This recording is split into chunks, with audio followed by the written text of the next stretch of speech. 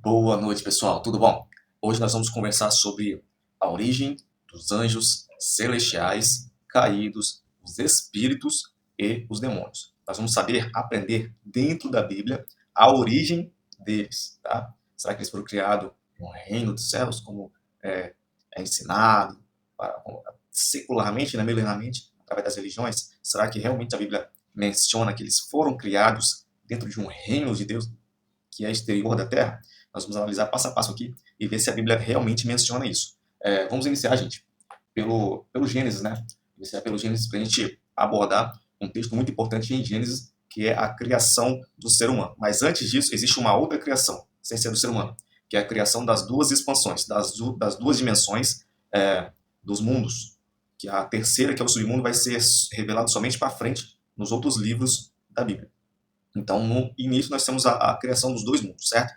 Vamos ver, então, no início, Deus criando todos os céus e seu exército e toda a terra e seu exército, certo? Quando Deus cria todo o céu e o exército do céu, nós vamos ver que isso é a primeira criação. Deus cria primeiro os céus e seu exército, depois cria a terra e seu exército. Então, nos dá a entender que a terra é a segunda criação, é a cópia do reino original, que é o original é o reino celestial, e a terra ficou como cópia. Vamos analisar os textos em Hebreus. Nós vamos ver que Moisés ele chegou aí ao Monte Sião, através de subir no Monte Sinai. A história de Hebreus vai contar que na época de Êxodo, na época de Moisés, da essência de Moisés, ele subiu ao Monte Sinai. E lá no Monte Sinai, Deus falou, sobe cá, logicamente, ao Monte Sião. Só que esse Monte Sião é o simbolizado reino dos céus. Aí nós vamos entender que fica em cima na conexão Monte Sião, olha só, Monte Sinai. Fica na conexão Monte Sinai. Monte Sinai embaixo, Monte Sião em cima. O texto em Gálatas 21 vai nos dar uma outra simbologia entre esses dois montes, o Monte Sinai e o Monte Sião, onde nós vamos entender que há uma conexão entre esses dois montes, onde provavelmente está a divisão das simbologias das duas dimensões, as separações. E lá em Gênesis nós vamos perceber que Deus ele separa esses dois mundos. Ele cria esses dois mundos, só que nesse momento que ele criou esses dois mundos, ele ainda não fez separação entre esses dois mundos. Ele vai separar as duas expansões. Algumas pessoas vão dizer que são águas, outras pessoas vão dizer que são dimensões. Eu gosto de dizer que são mundos diferentes, mundo espiritual e mundo físico. Por quê? Ao longo dessa conversa, nós vamos perceber que isso tem evidência. Um dos textos que tem evidência é o texto onde Eliseu, o profeta Eliseu, na história dos reis, e o aprendiz Geazi estão diante de um grande exército ao redor deles que estava indo atacar Israel. E eles estão ali no caminho, pego desprevenido, e Geazi fica com medo, né? Por causa da quantidade do exército que está diante deles. Já Eliseu estava tranquilo. Por quê? Porque Eliseu sabia e Eliseu estava vendo o reino dos céus com os olhos espirituais e os olhos da carne, porque ele tinha o dom, o poder de Deus com ele. Ele tinha o Espírito de Deus com ele. Então Eliseu estava vendo o reino dos céus ali e sabia que eles não estavam sozinhos. Na verdade, o reino dos céus era muito maior, o exército do céu era muito maior que estava com eles, com Eliseu e Geazi, do que o próprio exército que estava diante dele. Então o que Eliseu faz? Eliseu ele pede a Deus para abrir os olhos de Geazi, para que Geazi visse o que o profeta Eliseu estava vendo, que é o reino dos céus e que é o enorme exército do reino dos céus, para mostrar que eles não estavam sozinhos. Então os olhos de Geazi abrem e Geazi contempla. Geazi vê a mesma coisa que Moisés viu em Hebreus 12, né? Isso. Então Geazi vê a mesma quantidade de exércitos diante deles ali, nos reinos dos céus, mesma quantidade que Moisés viu lá, quando subiu ao Monte Sião, Geazi vê. Então ele percebe que eles não estão sozinhos. O exército do reino dos céus estava ali com eles, certo? Então, irmãos, essa é uma evidência de que as duas dimensões dos mundos estão mais próximas do que a gente pensa, né? O reino dos céus não é lá longe. O reino dos céus e as expansões, as dimensões que Deus criou em Gênesis, na verdade, as dimensões entre os dois mundos. É como se fosse um portal paralelo. Como nós somos seres humanos, o reino dos céus fica invisível. Quais as outras evidências que nós temos para isso? Estevão, quando estava sendo apedrejado nos evangelhos. Ele estava sendo apedrejado e ele fala, eu vejo o céu aberto, eu vejo Deus no trono dele, com os seus anjos, etc. Ele descreve o reino dos céus. Isaías, a mesma coisa. Mas por que eu comecei a contar essa história aqui desde o Gênesis? É porque, meus irmãos, eu preciso que vocês entendam sobre a criação dos dois mundos, o reino dos céus e todo o seu exército, o reino da terra e todos os seus exércitos, para depois nós chegarmos à conclusão final da criação dos anjos celestiais e caídos e dos espíritos e dos demônios. Então nós temos a parte principal, a chave de ignição, que é a criação do reino dos céus da terra, do reino dos céus e todo o seu exército. Então aí nós já temos aí um mundo angelical criado, certo? Mas e a origem? Será que é aí a origem? Será que o reino dos céus foi criado há tantos milhões de anos antes da Terra e ter essa guerra existiu mesmo? Essa guerra celestial? Ou será que a Bíblia esconde uns segredos aí que poucos conseguem compreender? Vamos ver. Vamos ler aí, gente. Ezequiel, capítulo 28.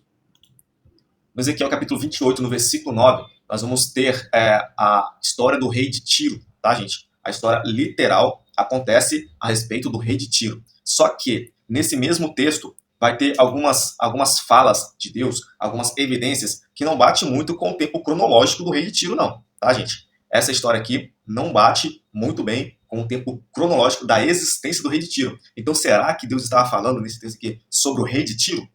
Porque, olha só, ele fala assim, filho do homem, levanta um lamento sobre o rei de Tiro, e diz assim diz o Senhor, tu eras o selo da perfeição, cheio de sabedoria e perfeito em beleza. Ele fala, tu eras, no verbo bem passado, tá bom?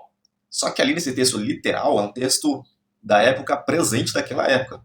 Rei de Tiro, quem está escrevendo, e o profeta que está indo lançar a profecia, preste atenção, é presente daquela época, é um texto literal, tá? Só que, assim diz o Senhor, tu eras, é um tempo passado. Olha essa chave aí, pega essa chave aí. Olha outra característica. Cheio de sabedoria, perfeito em beleza, tá? Olha isso aqui, eu quero que você preste atenção nisso aqui, ó. Tiveste no Éden, jardim de Deus.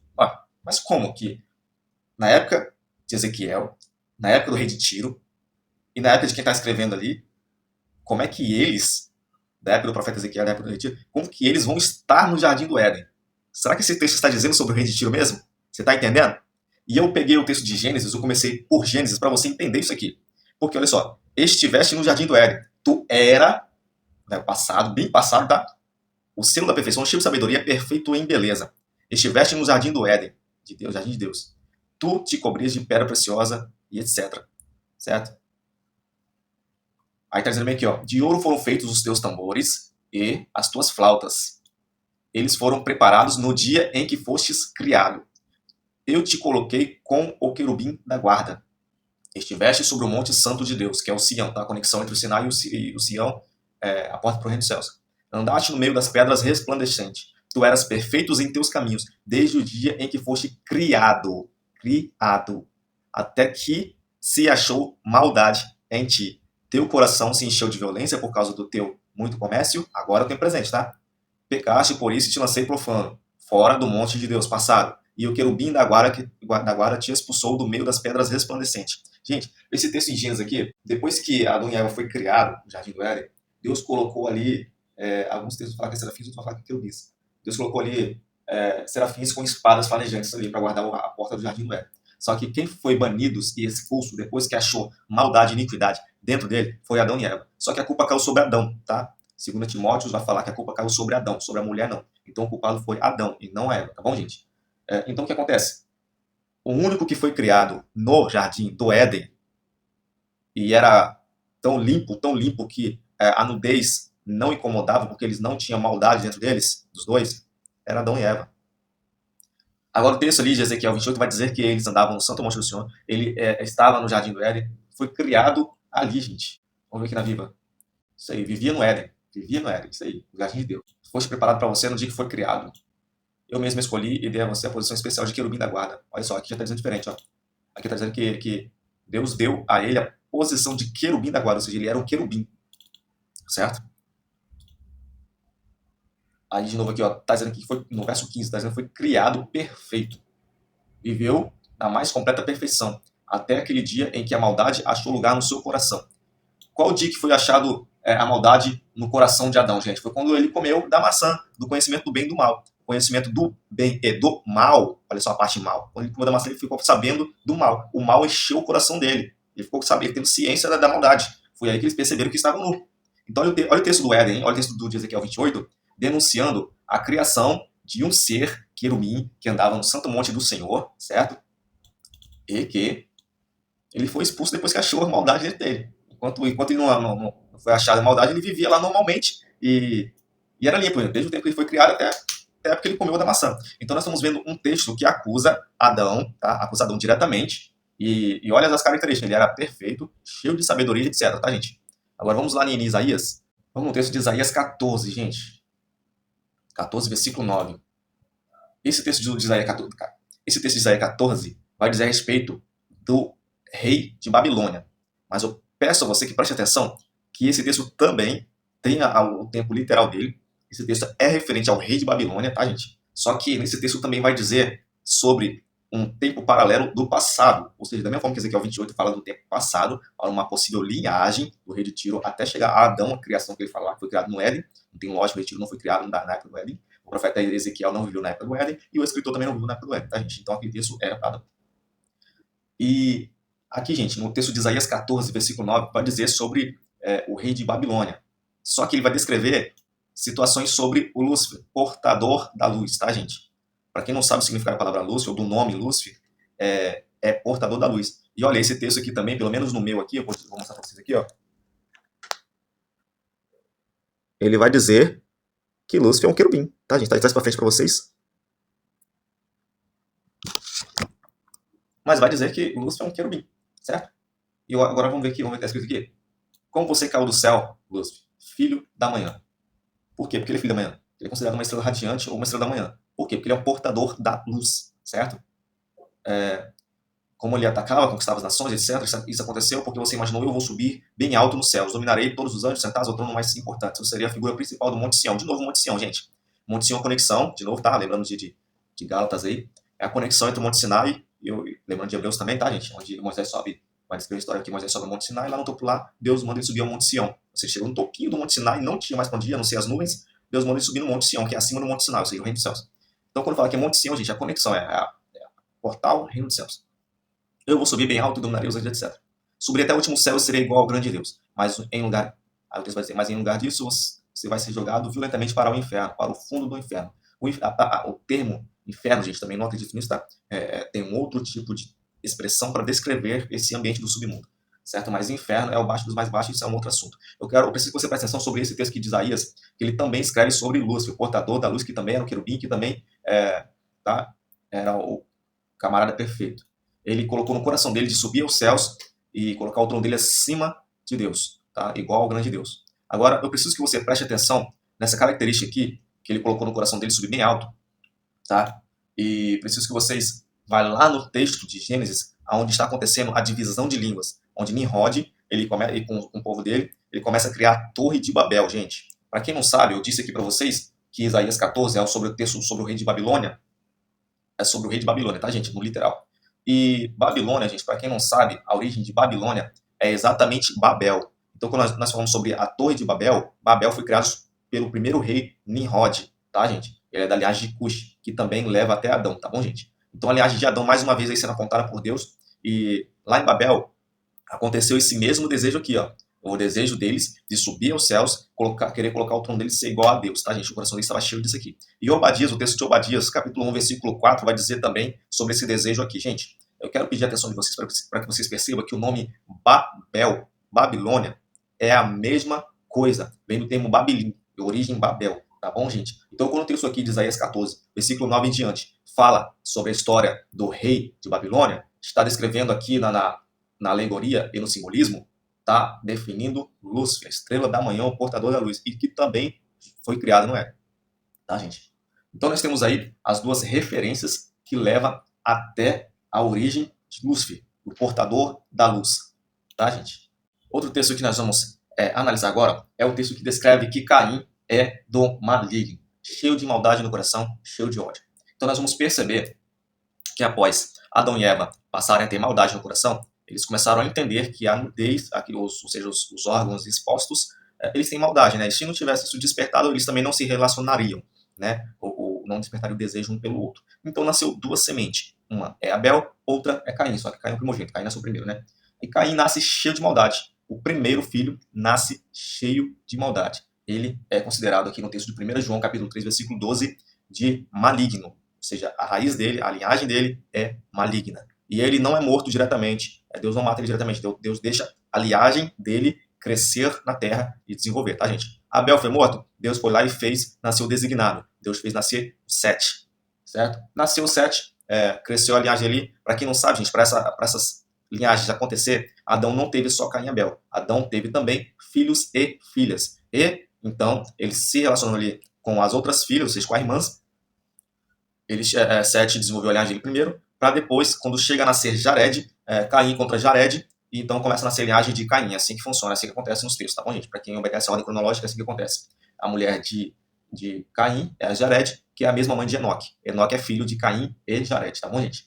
Então nós vamos entender aí que a linhagem de Caim, a linhagem maligna, está na terra, continua na maldade. E a linhagem boa também nasceu. Agora, para explicar para vocês, gente, eu preciso explicar para vocês o seguinte.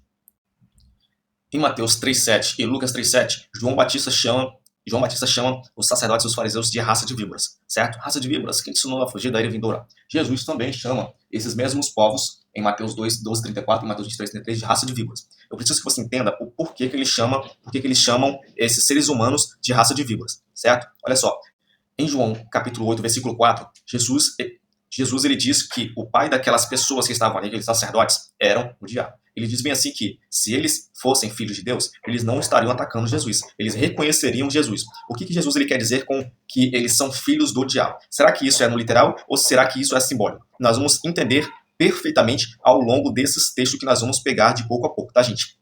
Em Lucas capítulo 10, versículo 18, nós vamos ver que Jesus ele começa a falar que ele viu Satanás cair como um raio, como um relâmpago. Será que esse texto está dizendo na forma literal ou será que isso está dizendo na forma simbólica?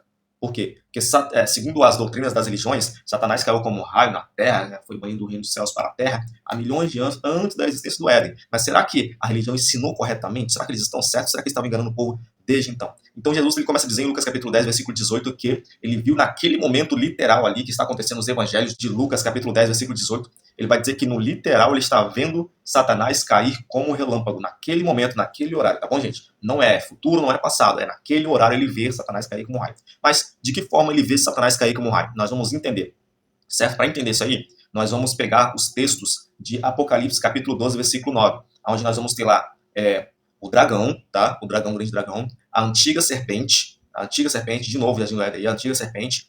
Nós vamos ter aí, gente, o outro adjetivo, o Satanás, nós vamos ter o diabo, descrito em Apocalipse capítulo 12, versículo 9 em diante, tá, gente? Nós vamos ter todos os adjetivos aí. Dragão, antiga serpente, Satanás, diabo, tudo escrito lá, certo? E a característica desses adversários era que eles perseguiam o povo de Deus. Eu preciso que você preste atenção, eles perseguiam o povo de Deus, tá, gente? Então, olha só, para entender melhor esses textos tudo, para depois nós chegarmos aos outros textos que foi citado aqui, nós vamos precisar aprender o que é o significado da palavra Satanás. A palavra Satanás, se você pesquisar no seu Google, aí, no seu dicionário, vai estar escrito que é adversário, tá, gente? E diabo vai estar escrito que é opositor. Então, a palavra Satanás aí, não é um espírito maligno, não, tá, gente? É o significado de adversário. Aquele que é adversário, vira inimigo de Deus. E quando nós vamos ver no texto de Isaías 14, versículo 22, vai estar escrito lá, na forma literal, que o povo do rei de Babilônia se torna inimigo de Deus, mas no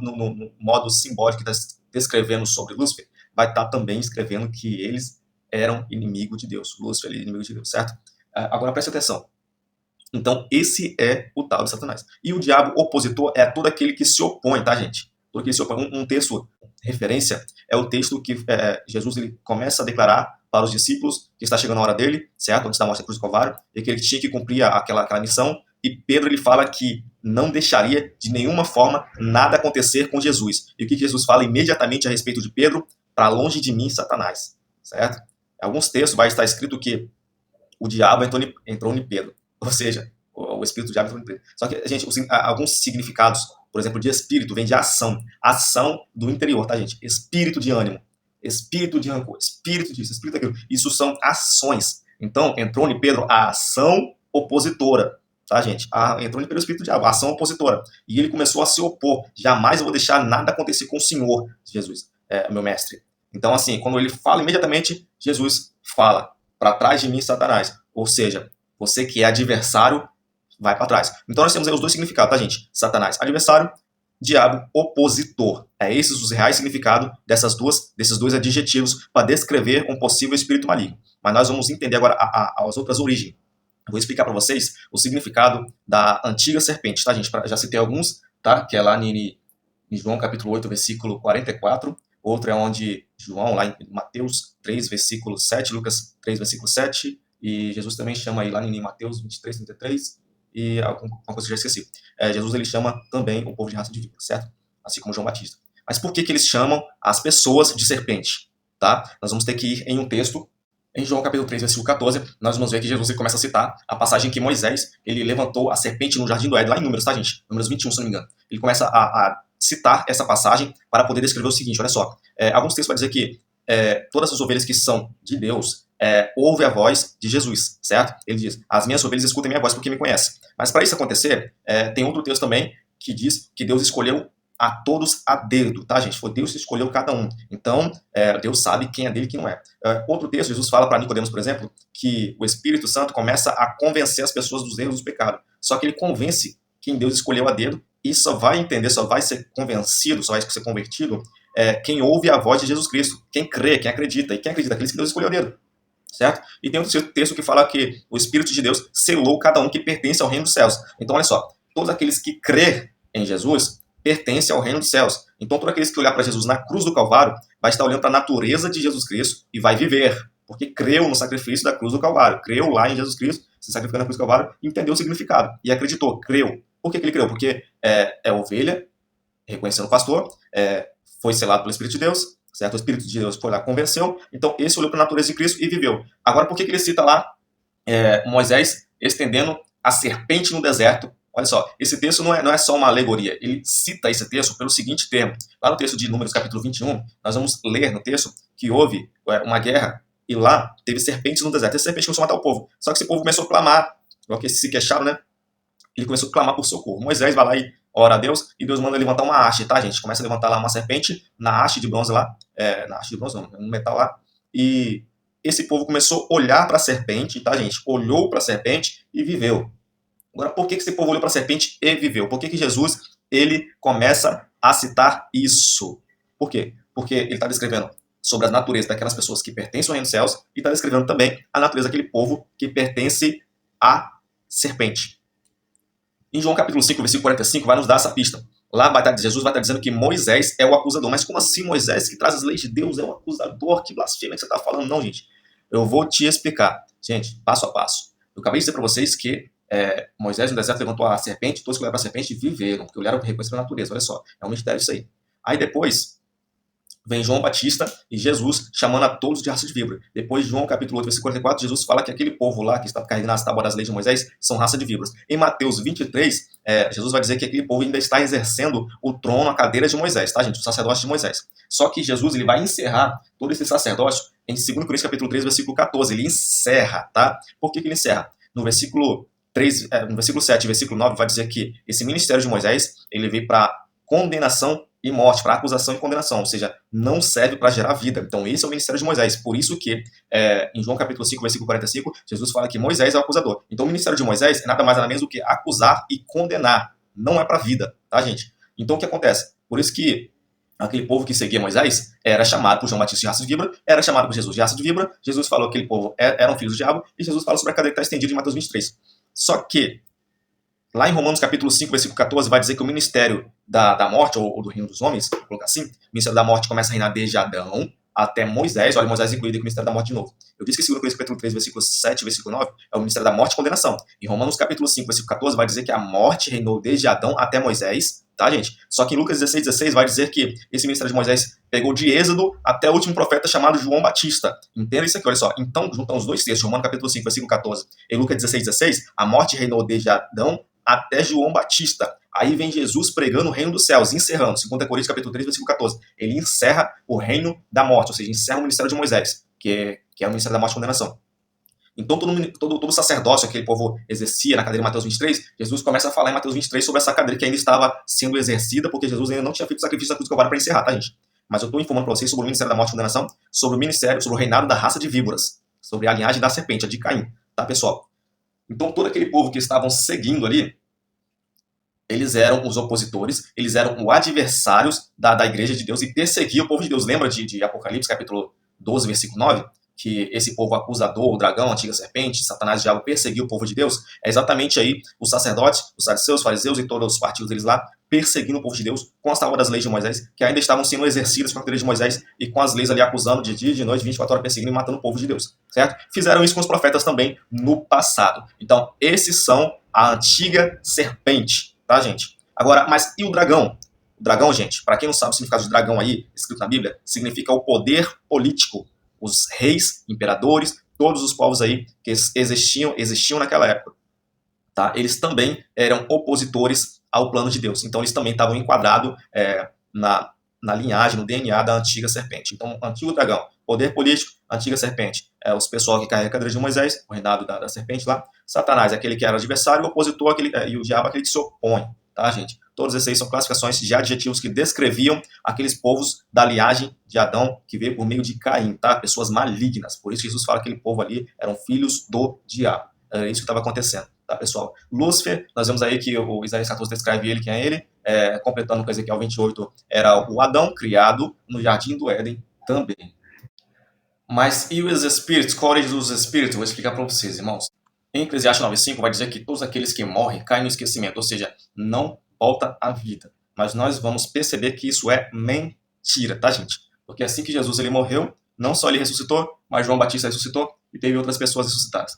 E nós temos também o texto na transfiguração de Jesus, onde desce Moisés e Elias para conversar com Jesus. Então, para conversar sobre os espíritos, eu preciso que você entenda que Eclesiastes, capítulo 9, versículo 5, outros versículos, não é verdade. Quem está citando Eclesiastes ali, ele só está citando aquilo que ele consegue enxergar. Lembra que Jesus fala para Nicodemos, sobre o que ele conseguia explicar, ou com todo o conhecimento que ele tinha, ele conseguia descrever somente as coisas do reino da terra, porque ele não conseguia alcançar o reino dos céus com a ciência que ele tinha. Para ele conseguir alcançar o reino dos céus e a ciência do reino dos céus, entender o reino dos céus, ele tinha que se esvaziar do conhecimento que ele conheceu na terra e aprender com o Espírito de Deus. Então, a pessoa que está escrevendo, está citando Eclesiastes, ele entende somente do que ele conhece na terra. Então, para ele, para essa pessoa, a pessoa morreu, tá? Cai no esquecimento, o cérebro deixa de funcionar ali, a pessoa não enxerga, não fala, não ouve, não tem mais nada, não tem sentimento nenhum, acabou, cai no esquecimento. Então, na mente dessa pessoa é isso. Porém, nós vimos que é diferente a respeito de Moisés e Elias descendo no reino dos céus para falar com Jesus. Seria possível, se Eclesiastes fosse verdadeiro, seria possível Moisés e Elias terem descido para falar? Os espíritos deles teriam descido para falar? Não. Não teria descido se fosse verdade ter escrito em Eclesiastes. Mas nós vemos o contrário acontecer, certo? Nós vemos aí João Batista podemos ler João Batista sendo ressuscitado após Jesus Cristo também ressuscitar. Mas o que acontece? Vamos estar lá em Gênesis, Deus ele se arrepende de ter criado a carne, tá, gente? É o ser humano, vamos dizer assim. Quando ele fala que vai matar o ser humano, tá? Ele vai exterminar toda a carne. Ele vai exterminar toda a carne, tá? Ele não fala em exterminar os espíritos. Ele fala em exterminar todas a carne. Fiquei triste de ter criado o ser humano. Cortou o coração dele. Vou fazer desaparecer da terra, a humanidade se cria. Vou destruir os homens, etc. Certo? Por que ele fala isso? Porque o ser humano está cheio de maldade ali após o Adão ter comido da árvore do bem e do mal. A maldade tomou mais conta do que o próprio bem ali. Tanto é que o texto vai descrever, o texto ali em 1 João, capítulo 3, versículo 12, que Caim é do maligno. Tem uma linhagem maligna sendo criada na terra. Certo? Então ali está cheio de maldade no coração. Só que Deus ele fala em destruir a raça humana. Tá, gente? A humanidade, a carne. Em Judas 1, capítulo 1, versículo 5 ao 21, gente. E 1 Pedro, capítulo 3, versículo 3, 18 ao 20. Tá, pessoal? Precisei olhar aqui para poder fazer referência, para vocês entenderem que na época do dilúvio, tá, gente, morreram só as carnes. E em 1 Pedro 3, versículo 18 e diante, Judas 1, do versículo 5 ao 21, nós vamos ter as citações dos espíritos que viveram em forma de carne, ou seja, eram humanos na época do dilúvio, morreram e ficou os espíritos presos ali. Desde a época do dilúvio estavam presos e só foram ser livres quando chegou ao tempo cronológico, tá, gente? Milênios depois, na época de Jesus, Jesus morreu na cruz do Calvário, o Espírito de Jesus foi, então, até o baixo dos mais baixos, ao submundo, e pregou para esses anjos na prisão, para essas pessoas, esses espíritos que estavam na prisão, anjos caídos. Tá, gente?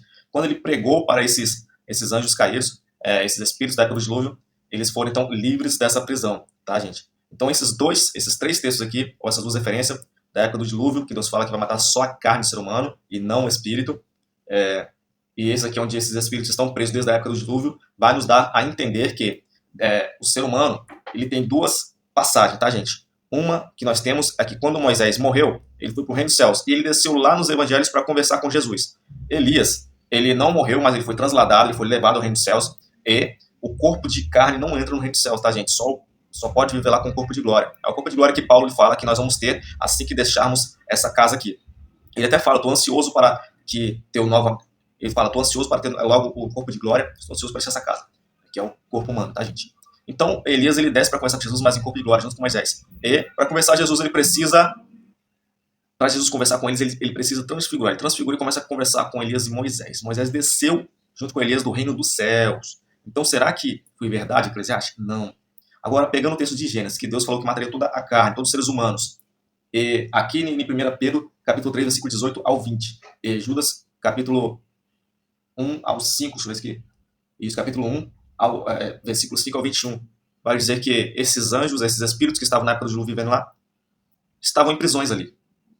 Eles viveram em terra na época do dilúvio, estavam em prisões. Por que Moisés e Elias subiram e esses desceram? Porque esses aqui que estavam presos eram as pessoas malignas, tá? Tiveram os trajetos ruins, tiveram os caminhos ruins, a personalidade ruim, o interior ruim, maligno, como Caim, então tiveram esse destino ao submundo. Como os outros que seguiram a linhagem boa, quem são essas pessoas que têm a linhagem boa? Abel, descrito como justo, certo? Jesus ele fala, ele enfatiza o sangue de Abel, ele enfatiza o sangue dos profetas e todos aqueles que têm o espírito de profecia, que é o próprio Cristo. Então ele enfatiza essas pessoas como pessoas de sangue bom, sangue puro. Bom, Nicolas? Então o que acontece? Essas pessoas de sangue, considerado por Jesus de sangue puro, sangue bom, pessoas da linhagem boa, essas pessoas elas têm uma conduta de acordo com a vontade de Deus. Então quando as pessoas morrem, elas subiu, tá, gente? O espírito delas vai para cima, e essas pessoas que têm a má conduta como a de Caim, são homicidas, são ladrões, são perversos, são cheios de maldade, eles descem. É isso que acontece. Está escrito aí nas rotinas. Então nós vamos perceber que esses são os espíritos malignos, as pessoas que têm atitudes e condutas na Terra como seres humanos malignos. Quando essas pessoas deixam de existir, a carne humana morre, mas o espírito continua. O espírito que move o corpo humano, ele ainda continua existindo como espírito maligno, tá, gente? É isso que acontece. Então aí está então a classificação dos espíritos malignos e a origem. E todos aqueles que viveram na Terra perseguindo o povo de Deus, e que eu disse no vídeo anterior, que eram raça da serpente, dragão, etc., Satanás, adversário do diabo, essas pessoas, eles tropeçaram na pedra Jesus Cristo e por isso eles caíram na própria condenação, nas próprias leis. E como eles tinham a conexão com o Monte Sinai, e que levava ao Monte Sião, que é a porta do reino dos céus, a conexão que eu expliquei também, essas pessoas, então, elas caíram, elas foram banidas da mesma forma que Lúcifer, da mesma forma que Adão lá criado no Éden, foram banidos por Deus, foi banido por Deus, né? Da mesma forma, essas pessoas que tropeçaram na pedra angular que é Cristo, essas pessoas elas foram julgadas com as próprias leis, então elas caíram, perderam também a salvação. Esses são os anjos caídos, descritos na Bíblia. Essas são as pessoas que serviam a Deus de dia e de noite, louvavam a Deus como santo, etc. E o acusador, que é Moisés, ele carregou consigo essa quantidade enorme, desde o tempo da queda de Moisés, Mateus 23, até Adão, tá retrocedendo, esse tanto de pessoas que serviam a Deus aí foram carregados junto com a condenação das leis dos 10 mandamentos, ou das 613 leis, tá, gente? Então essas pessoas não tinham a menor chance, quando tropeçaram na pedra angular Jesus, eles caíram na própria condenação. E para quem não sabe, pessoal, quem praticava as leis de Moisés, da condenação e morte, estavam debaixo de maldição, escrito em Gálatas 3:10. Todas as pessoas que seguem as tábuas das leis estão debaixo de maldição. Por quê? Porque se descumprir uma, é culpado de todas. Então era impossível que essas pessoas fossem livres. Elas eram amaldiçoadas. Então tá aí a origem dos anjos caídos, tá a origem dos espíritos. Ficou então a origem dos demônios. Continuando aqui, pessoal, a origem da palavra demônio, tá, pessoal? Na antiguidade, aqui no povo grego, chamava de daimon, chamava de daimon, tá? Com o plural daimonos. O latim colocou aí outra coisa, mas eles são classificados aí também como espíritos menores, meio que humanos. A mesma classificação dos espíritos, tá, gente? Então nós entendemos aí também o porquê que os pessoal da Umbanda, do Candomblé, etc., tudo adoram aí os espíritos aí que para eles foram encarnados. Na mesma classificação da Bíblia. Então não tem nada de diferença. Os anjos caídos, tá, os espíritos e os demônios são todas pessoas que viveram dentro da Bíblia, está classificando como isso. Mas como é que na época de Crônicas, na época dos Juízes, na época de Abraão, desceu anjos? Tá, é preciso entender que, para passo a passo, na época de Abraão, já se passaram milênios até chegar a Abraão. Desde Adão até Abraão, milênios se passaram cronologicamente, tá? Até chegar então na época de Juízes, ou então na época de Crônicas, que um espírito mau foi para dentro de Saul, a mando do Senhor. Na época de Salomão, que Jesus vai falar que está aí alguém maior do que Salomão, ou seja, os sacerdotes falam que Jesus está expulsando os espíritos por meio do príncipe, não vou falar o nome para não invocar. Então o que acontece? Jesus ele enfatiza Salomão como alguém que exorcizava também demônios com força, mas para chegar de Adão até Salomão, milênios passa. Então agora você imagina o tanto de espíritos que morreu foi para o reino dos céus e o tanto de espírito que morreu foi para o submundo, ou nesse mesmo plano terrestre aqui, terreno, que são espíritos que os olhos da carne não conseguem ver. Algumas pessoas não conseguem ver, outras não, tá, gente? É visão aberta. Então, o que acontece? Na época de Abraão, tinha anjo descendo do reino dos céus para vir até a terra? Sim. Para você entender isso, você precisa entender o que significa a palavra anjo, tá, gente? Anjo significa mensageiros. Em Hebreus capítulo 1, versículo 14 e Hebreus capítulo 2, versículo 2, vai descrever que anjos são mensageiros de Deus e ministradores da palavra de Deus. Então temos os anjos profetas, os anjos mensageiros, tá, gente? Por que os profetas? Porque os profetas, eles profetizavam. Me dá um exemplo bíblico aí. 1 Pedro capítulo 1, versículo 11 e versículo 12. Vai dizer que os profetas, na época antiga, estavam ali com o espírito de profecia Cristo, pregando na época futura sobre o próprio Cristo que viria em forma de carne para poder salvar a nação. Só que, nesse mesmo texto aí do versículo 11 para o versículo 12, vai dizer que era o Espírito de Deus ali no íntimo deles, falando sobre algo que eles mesmos não conheciam. Por quê? Porque era tempo presente para o futuro. Então aquele povo estavam trazendo uma mensagem de Deus, eles eram os anjos de Deus trazendo mensagens de Deus, ao significado paralelo aí, sobre algo que aconteceria.